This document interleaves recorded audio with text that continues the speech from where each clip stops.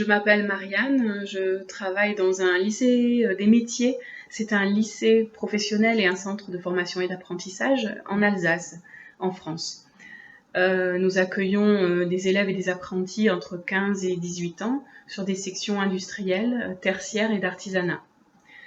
J'y exerce comme professeur documentaliste. Alors c'est une spécificité française qui consiste à gérer un centre de ressources, le centre d'information et de documentation de l'établissement.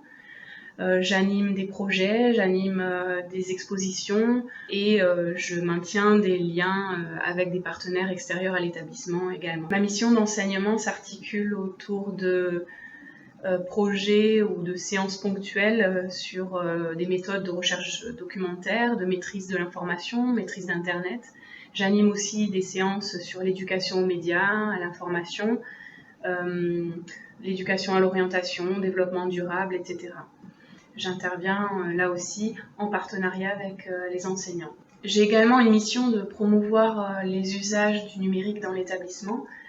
Et depuis 2 ans, la région Grand Est propose des ordinateurs aux élèves à prix préférentiel. Et cette année, à la rentrée 2019, la région a financé à tous les nouveaux élèves entrant au lycée un ordinateur portable. Si bien que pendant cette période de confinement, la plupart, quasiment tous les élèves ont un ordinateur portable chez eux. Je développe particulièrement ce rôle de facilitatrice, de conseillère ou de soutien autour des usages du numérique auprès de la communauté enseignante en particulier, et aussi des élèves qui auraient besoin de conseils techniques. Mais je fais beaucoup de veille sur tous les nouveaux outils qui se créaient, et en particulier pendant cette période où les éditeurs mettent en place de nombreuses facilités pour les enseignants. Les sites institutionnels aussi proposent énormément d'outils.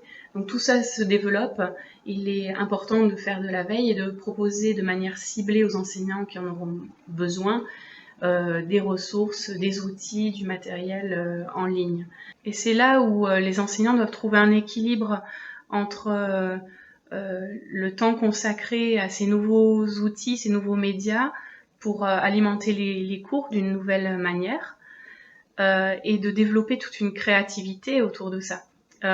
Moi, je suis encore une fois au service des enseignants pour leur faciliter la tâche et qu'ils puissent enrichir leurs cours de manière ludique ou différente. Je suis en relation avec une enseignante de lettres, par exemple, qui a proposé en début du confinement une page virtuelle, un pad, qu'elle a partagé à ses élèves et aux enseignants de la classe, où chacun peut s'exprimer librement jour après jour sur son expérience autour du confinement. Et ce qui est assez étonnant, c'est de voir la diversité des élèves.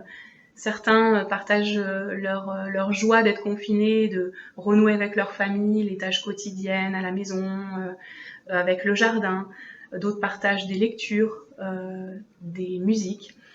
Et par contre, d'autres expriment leurs craintes, leurs peurs, surtout quand un membre de la famille est malade.